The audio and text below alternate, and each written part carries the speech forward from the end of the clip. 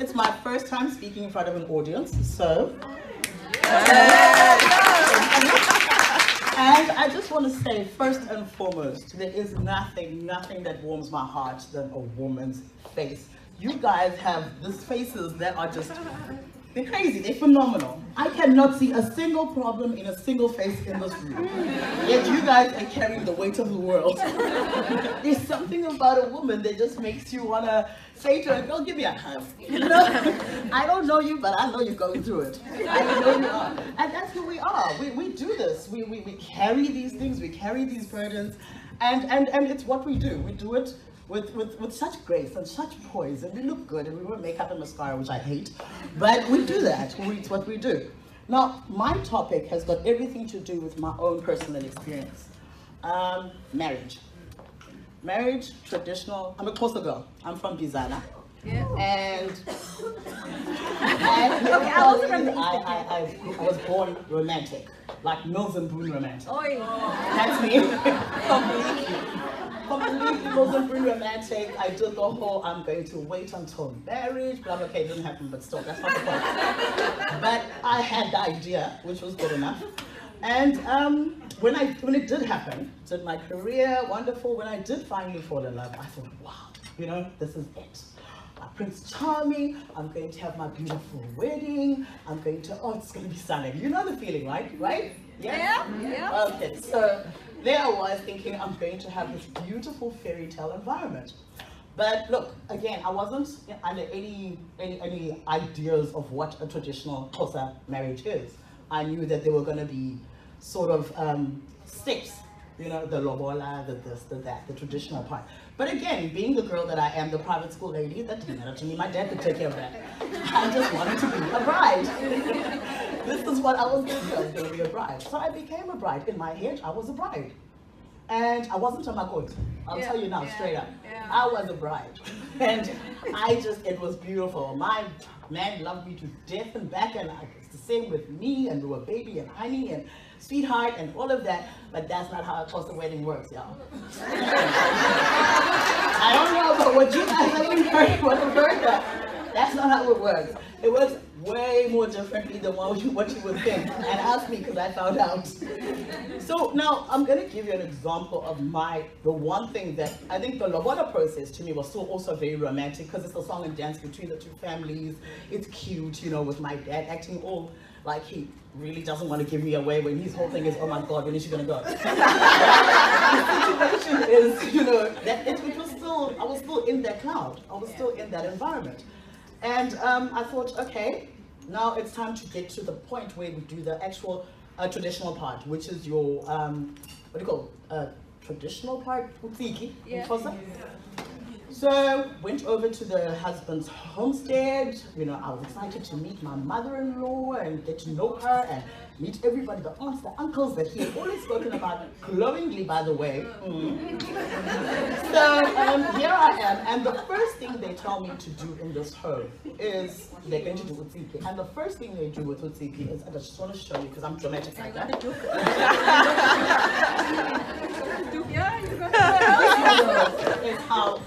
This is how the idea of utsiki is that the ladies are going to sort of introduce themselves to you. Sorry, welcome you into the club of being Mrs. I would say Memela, because I'm a Memela. So now we're going to introduce you into being what a Mrs. Memela does and how we carry ourselves as other Mrs. Memelas and how we expect you to be. And this is his aunts and his, you know, cousins and all of that. His mom's here, everyone's here, and you feel like, you know, it's a welcoming party kind of thing. But this is how you're supposed to sit at your welcoming party. Yeah. Now tell me, do I look welcome, ladies? Seriously, tell me. I mean, if that is the first thing you do when you get home, into your new home, you're being welcomed, and you must sit on the floor and look down. You cannot look anybody in the eye. You cannot be me. Look at me. Do I look like I can keep quiet? So there's no way this could have happened. And I just thought, as I sat there and they were telling me, you know, in this home, this is what we do. You know, you don't speak up. Whatever it is that you've got a problem with, you come to us and we'll help you with it. Now, only to find out later, help means they'll tell you, bear it through, girl. And JBS just be strong. They don't tell you how to sort it out. They don't tell you. I mean, I remember one sick incident. I know this sounds funny, but you guys, you have no idea. This was such an emotional time of my life. One day, my hubby got to his home in Congo, and the whole weekend he has disappeared. The entire weekend. Now, mind you, I'm waking up at 4 a.m., cooking for people, cleaning the entire day. I go to sleep past 1 a.m. And this fool is just not coming home. So I don't know where he is. His phone is off. So eventually, by the Saturday night, I go to his aunt because his mom's not around. And I'm like, okay, so where is he? And she's like, why would you ask me? Didn't you know what you were getting into? And I thought, girl, but you said that I could come to you. And she was like, yeah, we said we could come. We didn't say we were going to help. And she was very straightforward about this. And she said, look, we've all been through it. This is what we go through. This is who we are. When you say you want to get married, this is what you're going to go through. You are going to go through this and, thug it out. Thug it out. This is how it's going to be. And now, by that time, I think I was 6 months into my marriage. Later on, first Christmas as a married woman, my husband disappeared for a week. The week of Christmas and New Year's, by the way. And I thought, and I planned, again, the bride in my head had planned our first Christmas together. I was by myself, I called my mom, I cried, and my mother, being the traditional Xhosa woman, said to me, be strong, wait for him to come back. Don't go, because according to our custom, if you leave while he's AWOL, then his whole thing is she left. That's how he's going to portray the whole thing. You could go home and he's supposed to come and fetch you. He's wrong with that. He's supposed to come and fetch you. But his whole thing is, yeah, but she left. I didn't leave, because now you've got no proof that he left. Guys, you don't understand. No, I swear, I always say there should have been a manual too. There's a little book that you should read. But here's the thing. But the serious part of this, jokes aside, is that when you get to customs within a customary marriage, you are opening yourself up for abuse by other women. That is the sad part. Because my husband did what he did because he was allowed to by his family, right? But the people that were supposed to be my helpers, my gatekeepers, those who were supposed to help me through this and help me mold this marriage, were the ones who were saying, we went through it. Yes. We all went through it. And it's painful to think you are alone now. It's like me standing up here by myself with all of you staring at me right now. It's harsh. It's harsh because you become an island in his family. You're an island by yourself inside somebody else's home. You've got a family of your own. Please don't think that in any way, shape, or form I was lost. But I was there, and there's so much that goes into getting married in an African marriage. The lobola, the expense. My uncles had to travel for 6 months straight up and down just to get me married. That's a lot on their own time. And then when you think about when you want to say, I can't, you can't really. You think about all of that, and it gets weighed down into you. It gets drilled into you by the family that we have spent and invested a lot to get you to be Mrs. Memela. So please do not disappoint us. That is what your family tells you as you go there. So when you get there and you see all of these disappointing things, you sit and you think, you see, that's when I want to be a white girl, because white girls are like, nah, I can't,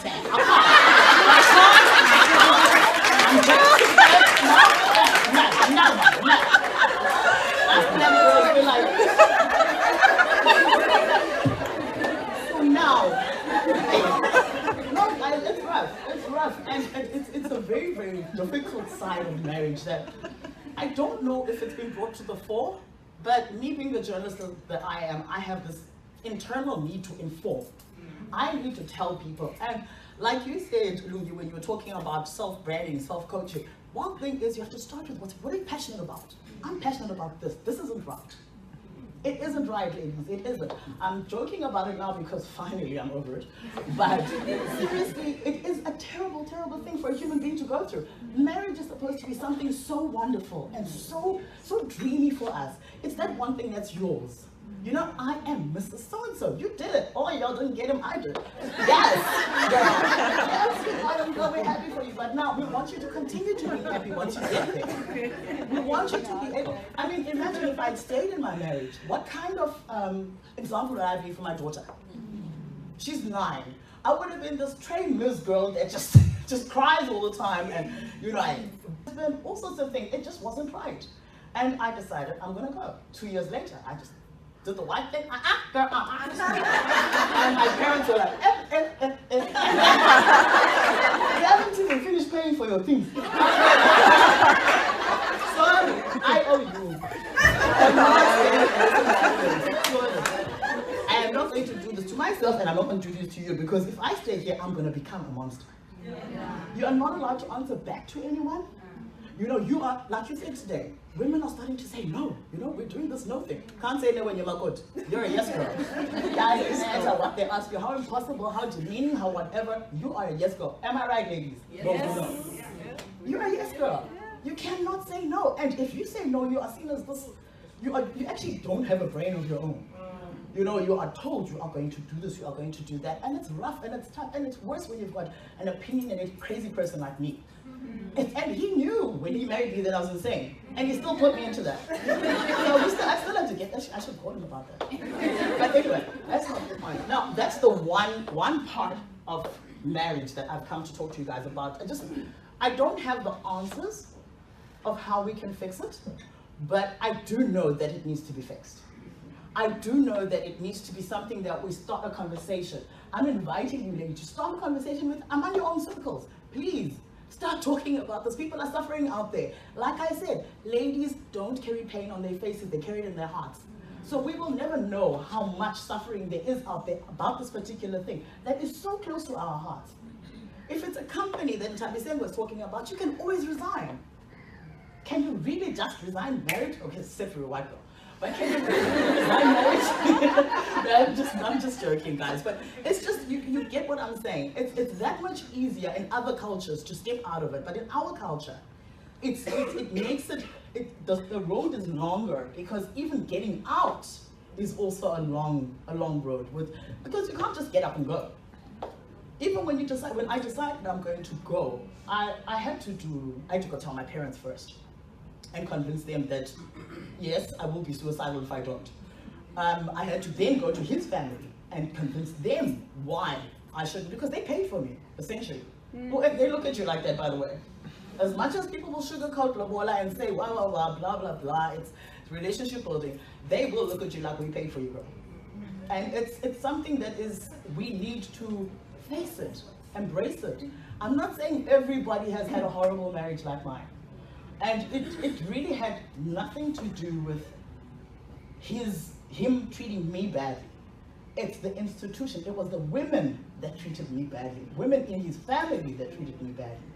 He was powerless to them, because as African children, we are taught to be seen, not heard. As African children, you grow up, you know, oh, Granny is the voice. If Granny says, then it goes, you know? So you can't really say, but Granny, why? Like our kids do to us today. Our kids always say why, right? What? But isn't it better that they do? Yeah. You know, it's better that I would rather be that kid that says, but why must I sit and look down? Aren't you guys welcoming me? Aren't we supposed to be a sisterhood of Memela sisters? But here I am, this person that's looking down, being told, no, you know, guys, sorry to jump, but one lady actually said to me, one of the aunts, which still breaks my spirit. She said to me, please know that when you're a married woman, you will cry. Get used to having a wet pillow. Yes. Seriously, and I thought, girl, what you mean? And she was like, get used, and she wasn't lying. Because what she didn't tell me at that moment was, we are not going to help you out. We just say we are, but we're not going to. And the reason that I've found that they don't really help you is because it's been going on for centuries, guys. These ladies they've got open wounds inside of them because of this ill treatment that they've been getting all this time, that they feel, I'm gonna pass it on to the next one. There's no way, nobody helped me. Who's going to stand up? Who stood up for me? Why should I stand up for you? Do you get what I'm saying? And that is that sisterhood that needs to be built amongst African women. But you cannot do this to the next one. Whatever it is, if it hurts me this much, why would I give it to another sister's daughter? Long. You know, we need to help them see us in the way that we see each other. You know, they need to see the fact that you look so beautiful even though I treat you like this. Look at how stunning, how composed you are, how poised you are. Even, look, they know, but they've been allowed. They know, but they've been allowed, and we continue to allow them slowly, in little bits. We can have these wonderful breakfasts. And it's wonderful because it makes us, I feel empowered, I feel great. I'm even going back to work now. Yeah. I am with ladies for the rest of the weekend. This is me and my girls. Yeah. But at the end of the day, we're doing it for ourselves. We need to involve them. We need to include them. Not all of them feel that way. Not all of them treat us that way. I have a neighbor who puts his kids on his back when his wife is asleep, falls asleep in the afternoons. When she decides to take a siesta, puts the kid on his back and his Amsterlager right there. But his kid is safe and very well taken care of. And I ask him, how do you feel? Huni, how does it make you feel to put your child on the back and people are watching you? And he's like, so, it's my child. Yes. And I'm like, big up to you. Big up to you. That guy is comfortable in his own skin. He is there for his woman. So that means they're not all there. There is gaps, ladies, where we can actually start recruiting those who have. The West is recruiting. Get them, bring them all here, and then we say to them, go talk to your friends and tell them we are here. We are not going anywhere. We're not about to go anywhere. They must just come to the party. We are not bad people. We are just powerful. Yes. We are just beautiful. We are just able, and we are capable, and we ain't going nowhere. I repeat, ladies, going nowhere. I want you to say it with me. We are going nowhere. It doesn't matter. The traditional way of seeing things, I still maintain, comes from, everybody's got their traditions, whether you're Indian, black, white, colored, you name it. Everybody's got that one thing in their culture that always, because somehow in every single culture there's something that puts women down. You know, I've read about many cultures, I've traveled as a journalist, but there's always something. In some cultures, women can't drive. In some cultures, women can't get an education. But there's always something that's bringing women down. Why? Why must this continue to happen? No, we're not going to take it. Let's recruit those who aren't like this. They will listen. Those who aren't listening eventually will learn. Yeah. Because that's how we learned. Yeah. We didn't just become like this. 1, 2, 3, 4 women started it, and eventually it started growing within us. So we plant the seed and water it. Water it with people like me who ain't afraid to talk.